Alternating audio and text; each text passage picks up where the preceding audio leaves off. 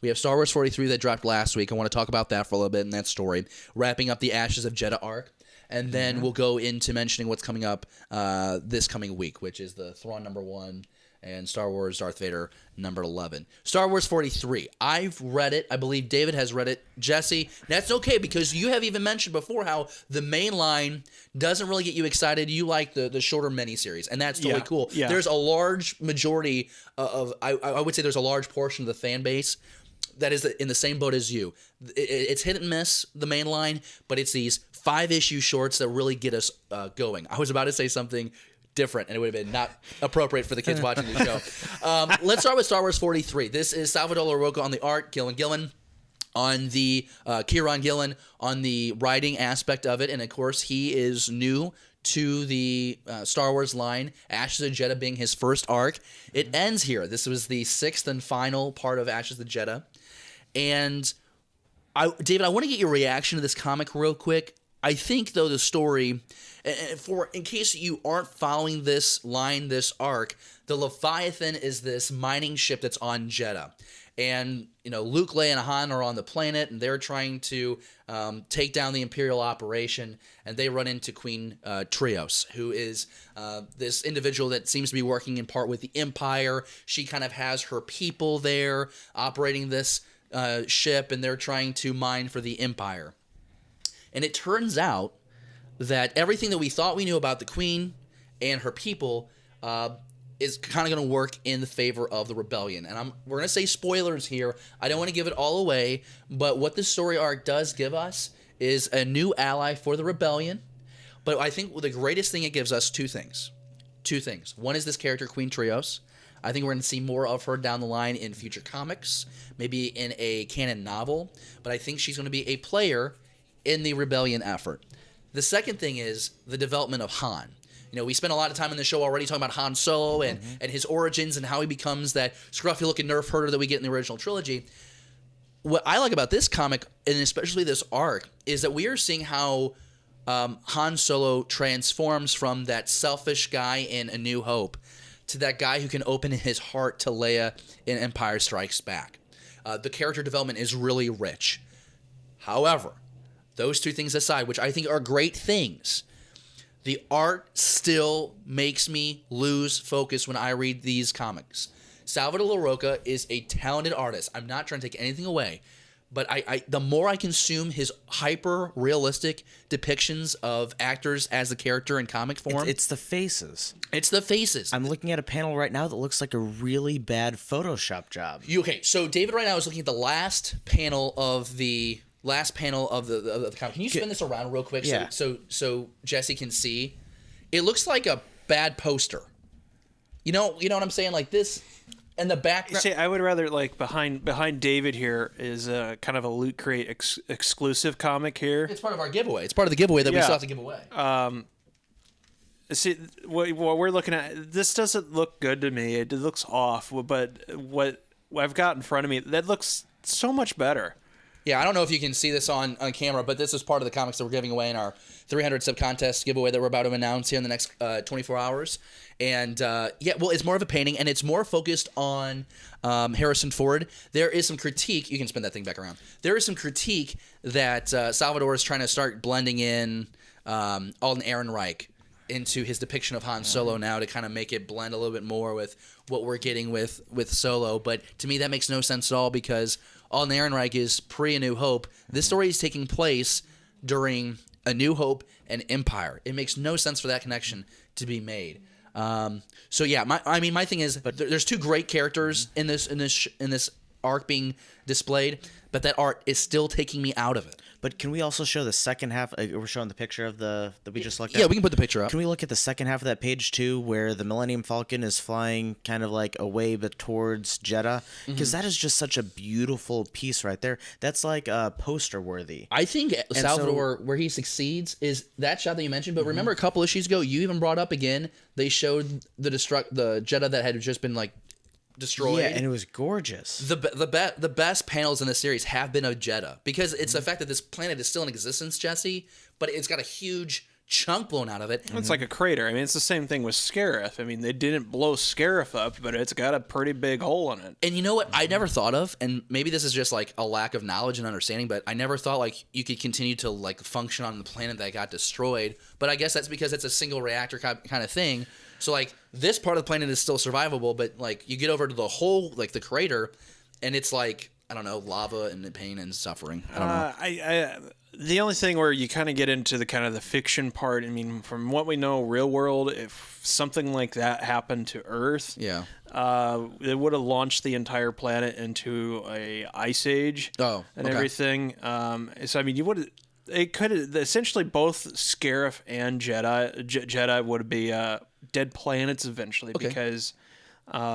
I mean, then again, this is the future technology, so maybe they can prevent or atmospheric cleanse or something. I think like in a that. galaxy where you can have space poppins, you can have inhabitable planets that have had a third of it just But blown to smithereens. You get what I'm saying, though. I mean, I could definitely, I think there would be some environmental impacts on both these planets. I'd so- agree. Yeah, I think that's a very valid Yeah. point. Before we move on to what's coming out this coming week, David, did you have anything you wanted to say about 43? Not particularly. Okay, so Not my favorite line. It's not his favorite line, but you know what? It is his favorite line. Darth Vader. number 11. Number 11. It's a new arc, and this is going to be interesting. There's a lot of possibilities here.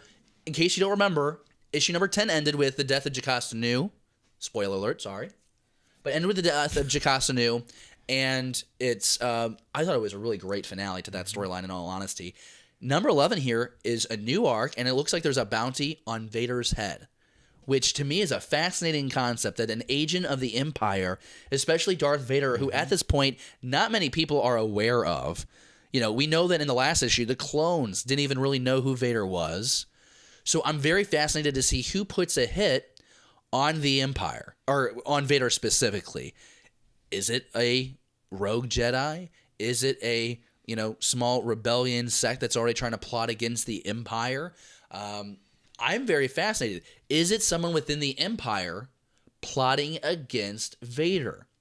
Because we know in the 2015 Vader run, he had some opposition internally. Now, of course, that's a New Hope moving forward era in that 2015 run, and right now we're still in a very immediate post Return of the Revenge of the Sith era. But I think of all the possibilities of who could be putting this hit on, I think it's from within. David, what do you think? You're just excited to get a new comic. I spaced out and was looking at something else. No, it's fine. It's okay. Are you excited for Darth Vader number 11? I am excited for Darth Vader number 11. Good job, Pookie. Were you asking me who would put a hit on him? Is that Yeah, what like you're asking? who where would that most likely come from? Because it's like we don't know about Vader. The Inquisitors. Do you think that would be bull? I mean, I can see like the Inquisitors trying to commit a mutiny since Vader just kind of showed up and was given control of the Inquisitorius organization, or not organization, but club, whatever you want to call them. So who actually knows about Darth Vader right now? Palpatine. We know that Palpatine knows, so it could be Palpatine just because he wants to be a prick and decides that he wants to put Vader to a test. Yep. So hey, we'll just put like 15 people on killing him and see if he lives. It could be the Grand Inquisitors. Their motivation would be that they don't like him.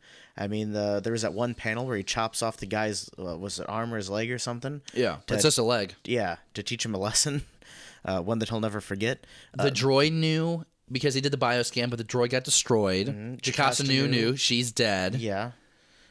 Most of the stormtroopers that he's encountered have died. The Now- pirates he's encountered have died. Timeline is a little shifted here, but in the Thrawn novel, we know that Thrawn knows who Vader is. But does he know right off the bat, or does it take some time? Because we're still, like by my count, we're within a month of him actually becoming Darth Vader. I would actually say the most plausible thing would be Palpatine convincing the Inquisitors to do this, because it's kind of the Sith thing too. I mean, Test them. yeah, I mean, look how the beginning of the series started off with, "Where's your lightsaber?" And it's almost like, you lost your lightsaber. Oh, great. So it's almost like Palpatine is now almost like retraining Vader. I think that's in really many cool. aspects. So I would actually expect that Palpatine to have some element. And that's a cool observation. And we've kind of already seen this once before, because a couple issues back, remember, Palpatine had the Grand Inquisitor go after the intruder of the Jedi Temple Library. It was Vader. Vader almost defeats him. Okay? He asked the Emperor, was that a test? And he goes, yes, but did you ever think you were going to lose? So the Emperor manipulates Vader a lot. I don't think it's a true mentorship. It is manipulation to achieve ultimate power. I mentioned Thrawn just a moment ago. That's the other comic we're getting here in, this coming week, this Wednesday. It is Thrawn #1, the comic adaptation of the novel, which I think I will really enjoy. I like the novel. You've heard me say that it's a slow read before, but I think visually I want to see Thrawn's story. I think issue #1 is going to be that first couple of chapters where he's just trying to jump along on board the Imperial ship that visits his planet, and he sneaks away, and he eventually meets up with the Empire and joins there. I'm really dumbing it down because there's a lot of details I could give away if you haven't read the novel. Also, we'd be here all week. It's a long book. I mean, like the book is it's right here. I mean, it's not the thickest book, but I mean, there is so much to this Thrawn novel. I'm really excited for a comic adaptation as opposed to like a comic adaptation of the movies. That's completely different. We talked about that last week. David, if you can you real quick pull up the show notes and can you mention who is the writer-artist combo on this Thrawn story for us real quick? Written by Jody Houser. Which is the guy... No, Jody... Jody did Rogue One, right? Rogue One adaptation. Yes, okay. And drawn by Luke Ross, who did Star Wars Darth Maul, Star Wars The Force Awakens adaptation. So I don't care about that last credit, but Darth Maul, visually, cover-wise, and in panel, was arguably my favorite miniseries. I mean, it hit on all cylinders, so I'm looking forward to that. So I think this novel adaptation, is in really good hands.